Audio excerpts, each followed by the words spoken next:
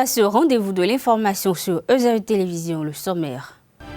Les deux partis politiques retenus pour participer aux législatives d'avril 2019 ont entamé la campagne électorale dans plusieurs villes du Bénin, dont Cotonou, depuis la semaine dernière. Les citoyens de la ville donnent leur point de vue sur le déroulement de la campagne en cours. Jacqueline Anani, étudiante en deuxième année audit et contrôle de gestion, est couronnée Miss EZAE au cours d'une grande soirée organisée dans le cadre des activités récréatives de l'EZAE Grand Popo Acte 2. Une soirée riche en couleurs qui a connu la présence d'éminentes personnalités. Retour dans cette édition sur les moments forts de cette soirée. La 24e journée de la Vitalor Ligue 1 a été marquée par la victoire d'EZAE FC face à Dynamo d'Abomey dimanche dernier. Plus de précisions dans un instant.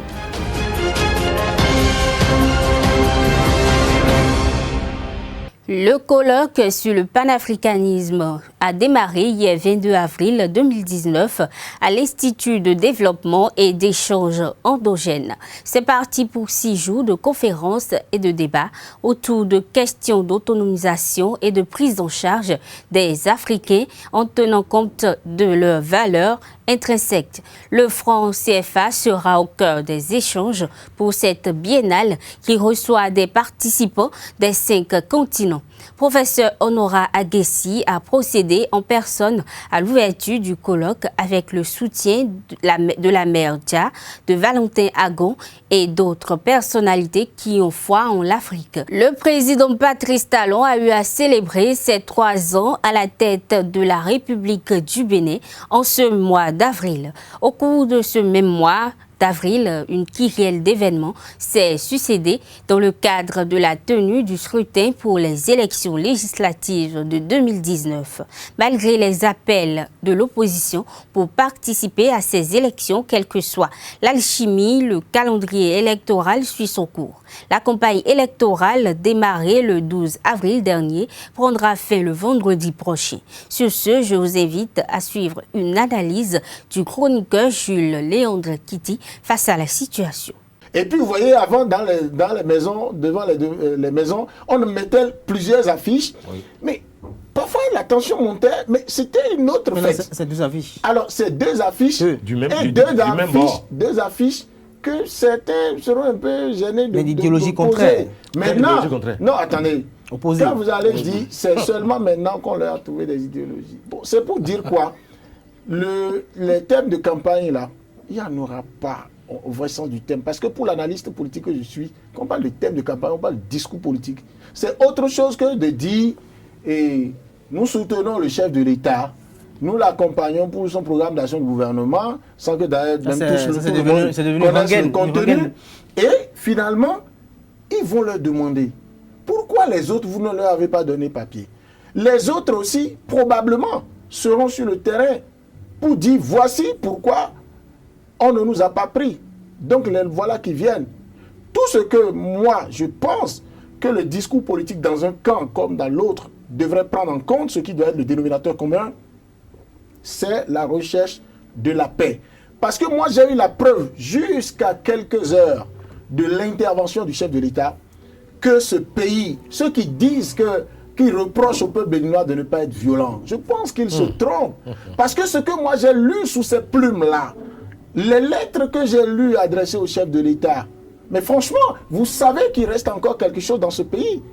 Parce que lorsque vous êtes averti à ce point, lorsque le diagnostic est si clair, est fait avec tant de circonspection, avec tant de précision, et à la limite, au relent prophétique pour dire, mais voilà les hypothèses qui se présentent, vous allez dans tel sens, vous allez avoir telle chose.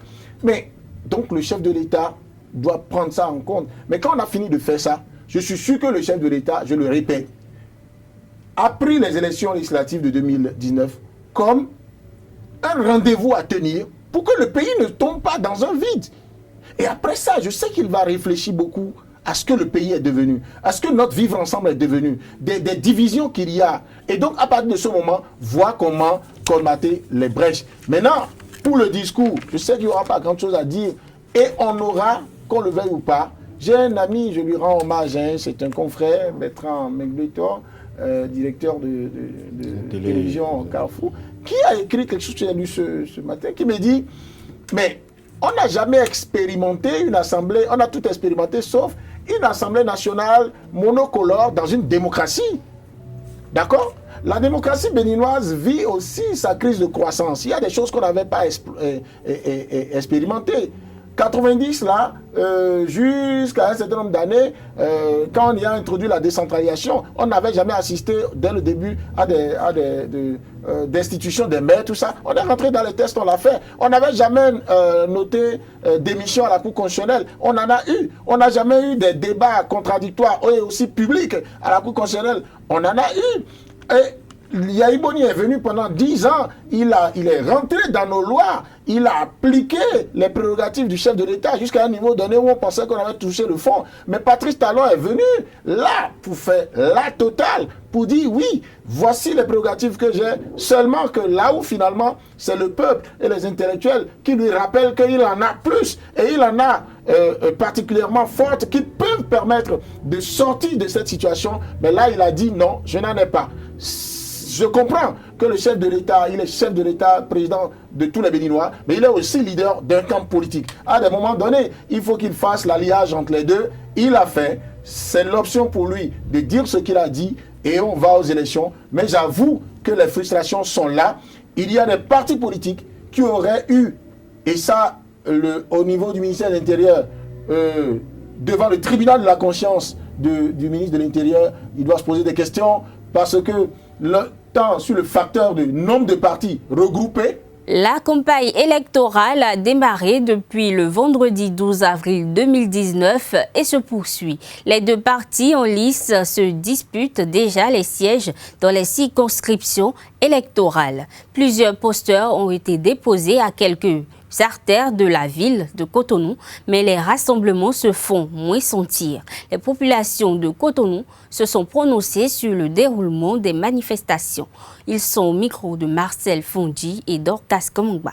Les campagnes bientôt mais on yelo to vi pa bo mais que kun tole on yo gbeta mi tele bo mi on so wan ko mo ja campagne ka me on mais ti lo ko le do me we a mais ti lo ko le do me bo les sur to me on me sur le tuntun we a donc nous ne quand to vi bi so info bo mi no so po bo no do kunkunu nu wa bo les sur no vivio mi no de bon le mi ka mo ko to pon nous we pa ja me to vi le gege yon le ma di a ete to vi ka do bona wa mi je dagbon we a ma o ko won sa gun le po yan ku kan to gan e to ganjo ni wa to merci mais nous je ga to vi we to gan lo na blo nous je ga mi to vi le o we to gan lo blo e we no e to mi do wa bo mi na ja campagne ya bon e do po je to blo bo ye nous ne on inde bo si to mi to de e to mi to da blo me do mi mo ko le si mo ko to pon ta yo campagne wa to ko me no anime fle bo me bi no do joa ma bo ino yo wa no yo me lo ko bo to ko me no yo ganji ti o gbejo me so complan le de bo abo le bi ati gija bo me le so complan me de le abo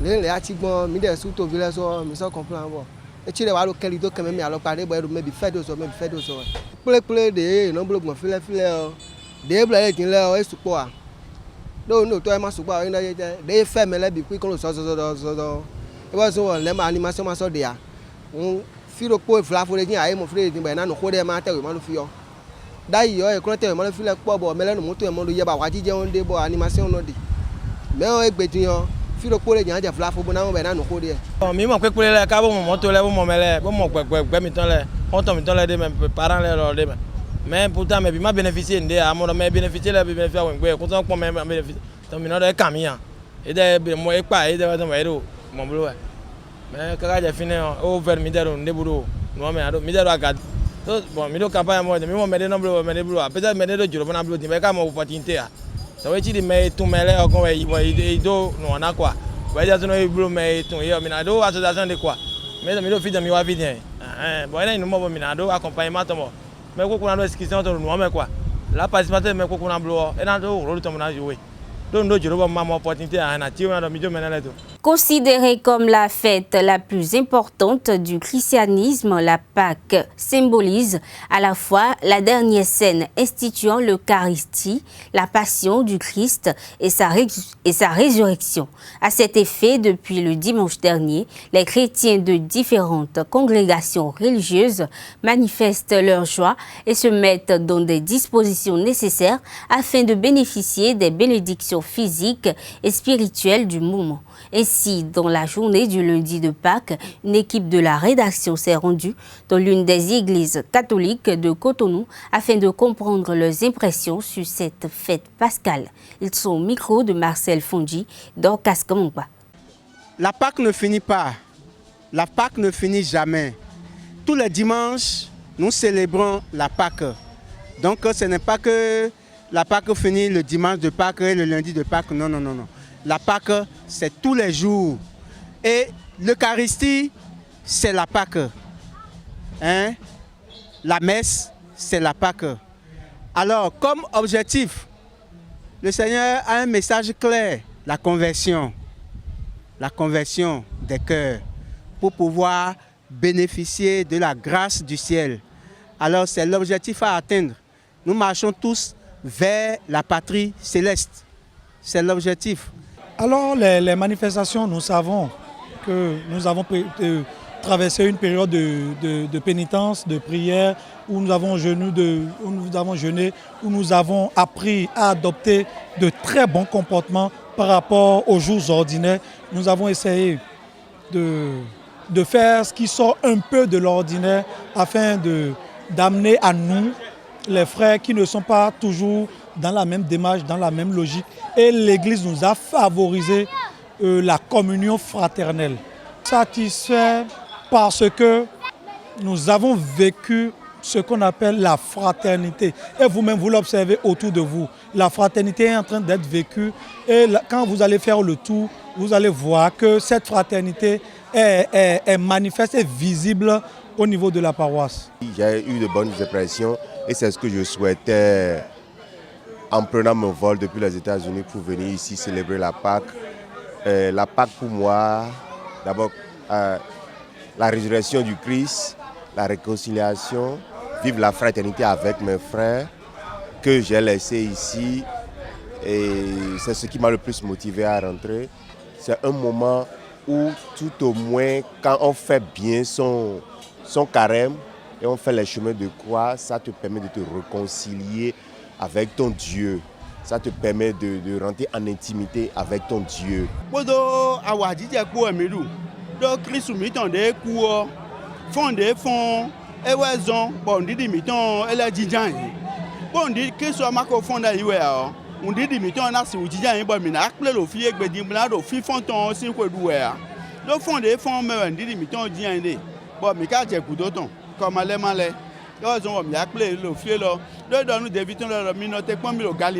Donc, ils ont appelé le Galilée.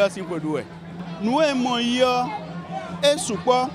Bon, nous sommes bien, mais si vous me mettons, donc Christ a des noms de colonies, mais bon, il y a le moment. Bon, mais comme vous voulez que vous le La finale de cet objectif, c'est le ciel. C'est la fin de chaque être ici sur cette terre. C'est là où il va voir qu'il a atteint vraiment l'objectif de la vie éternelle que Jésus est venu nous acquérir par sa passion et sa résurrection. Et notre sentiment, c'est un sentiment vraiment de joie, de bonheur d'appartenir et d'être fils de l'Église catholique romaine. L'élection de Miss ESAE 2019, ce jeudi 18 avril, a été l'une des activités phares de Grand Popo Acte 2, marquant les journées culturelles à l'École supérieure d'administration, d'économie, de journalisme et des métiers de l'audiovisuel ESAE. Une compétition de beauté remportée par Jacqueline Anani. Valencia Toli et Kate Mary complètent le podium en tant que première et deuxième dauphine. Retour sur ces instants festifs avec Karl Kitomi.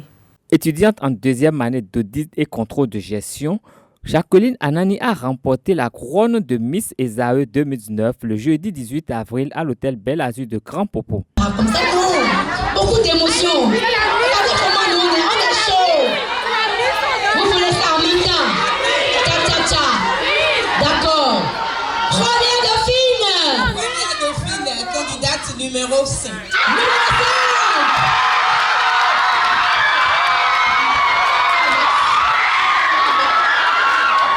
Une consécration consécutive à plusieurs épreuves.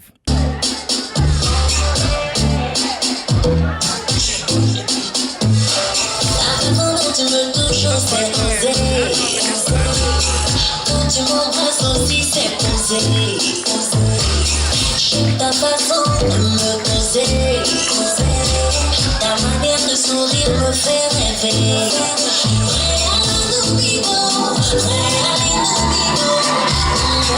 Mademoiselle Anani a épaté par son speech. Son Excellence, Madame la Présidente du jury, honorables membres du jury, distingués invités, Monsieur le fondé, Monsieur le vice-fondé, très chers camarades, bonsoir. Je m'appelle Anani Jacqueline, je suis étudiante en 2e année d'audit et contrôle de gestion à Esaü Bertrand-Médine. La distribution des cadeaux et les photos officielles avec les dauphines ont clôturé cette belle soirée, une activité de la sortie Grand Popo Acte 2 de l'École supérieure d'administration, d'économie, de journalisme et des métiers de l'audiovisuel ESAE. Les 11 candidates qui ont tenu pendant les entraînements, merci à la coach Maïssa, merci à notre marraine de la soirée, Miss Marie-Josée Natabou. Merci à nos sponsors, Groupe Gracia, l'école de danse Miwake, la fondation John Oudje Aldiboye. Merci à Esaü TV, Esaü Radio, le journal L'Informateur. L'équipe professionnelle de l'École supérieure d'administration, d'économie, de journalisme et des métiers de l'audiovisuel, Esaü Football Club, s'est imposée à l'extérieur face à Dynamo d'Abomey, 1-0 le dimanche 21 avril, lors de la 24e journée de la Vitalol Ligue 1. Le récit du match avec Setonde Larios à Djagbenou. Esaü Football Club rebondit après 2 défaites consécutives, notamment la contre-performance de la 23e journée, 1-2 face à UPI ONM à domicile. En déplacement au stade de Zakpota, la formation universitaire a battu Dynamo d'Abomey sur la plus petite des marges, 1-0. En première période, Marcel Dandino et ses coéquipiers dominent les débats, mais doivent composer avec leur péché mignon, le manque de réalisme. Ils se sont procurés plus de 5 occasions sans les concrétiser.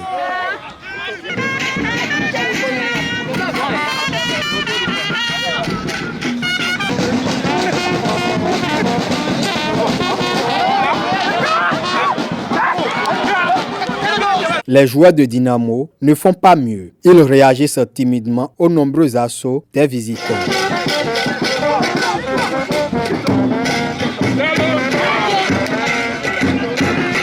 0 but partout au thème des 45 premières minutes. Le directeur de la partie, Issa Mohamed, renvoie les 2 équipes au vestiaire. Il faut continuer comme ça, de ton côté. Okay? Tu apportes beaucoup. Toi, sans défensif, tu apportes beaucoup. Okay? Il faut continuer comme ça. Ça va venir. D'accord? Concentrez-vous et mettez le ballon au fond. Parce que pourquoi? Vous n'êtes pas confiant. Dès la reprise, Esaü FC ouvre le score sur sa première incursion dans le camp de Dynamo à la 46e minute sur un raid solitaire de Emmanuel Samuel. Arrivé lors du mercato, il inscrit ainsi son 3e but en championnat. Il y avait trop de déchets techniques, c'est pourquoi on n'avait pas scoré les occasions. Mais à la mi-temps, le coach a beaucoup parlé que de faire tout possible, même si c'est un but de marquer. Raison pour laquelle quand on est revenu en même temps, première occasion on a mis et c'est bon. En début de partie, on a eu plusieurs occasions, mais qu'on n'a pas concrétisé à cause du manque de concentration de mes avançants. Quand ils avaient le ballon, ils ne se concentraient pas. Alors à la mi-temps, je leur dis, c'est tant que le ballon n'a pas franchi la ligne de but, il faut rester concentré et envoyer dedans. Je crois que ça a payé. Après avoir pris l'avantage, les poulains de Richard Bior baissent de rythme au fil du temps. Les locaux prennent la direction du match. Mais ils ne vont pas parvenir à rétablir la parité jusqu'au coup de sifflet final. Il faut reconnaître que depuis 2 matchs, on ne joue pas. Je ne sais pas si c'est dû à la fatigue et de la manière que le championnat se déroule actuellement. Comme vous le savez, 3 matchs pratiquement par semaine. Bon, je ne sais pas, donc actuellement nous allons chercher pour voir, parce que tout le monde joue. Tout le monde joue. Bon, à la fin, on a essayé de dominer le match, mais je pense qu'il y a eu une fatigue générale en première partie. Donc, on l'a constaté. Donc, je pense que la fatigue aussi a joué. Mais nous allons essayer de remonter les enfants et essayer quand même d'aller chercher les prochaines victoires. Esaü FC remonte à la 10e place grâce à cette victoire avec 29 points au compteur, à 3 unités de la zone rouge. De la 11e position, Dynamo d'Abomey chute au 15e rang, premier relégable. Parmi les autres résultats de la 24e journée, Soleil FC a surpris la jeunesse sportive de Koubé sur ses installations 1-0. Énergie FC a étrié les Dragons de Louémé 3-0. C'est sur ce même score que le leader Buffle FC du Borgou a dominé Aïma FC d'Adjara. Au classement, les Buffles prennent un peu d'écart sur son dauphin. Avec 45 points, il compte désormais 7 unités de plus que Béké FC de Bembereke. 3 clubs partagent la 3e place avec 33 points avec les goals average différents. Il s'agit de Tonnerre, Aspac et Panthère. En bas du classement, Dynamo d'Abomey, 15e, est premier relégable. Asvo occupe la 16e position. UPI ONM est avant-dernier. Et puis Soleil FC est la lanterne rouge avec 16 points. Mesdames et messieurs, ce sera tout pour cette édition. Merci de rester fidèles à Esaü Télévision. Bonsoir.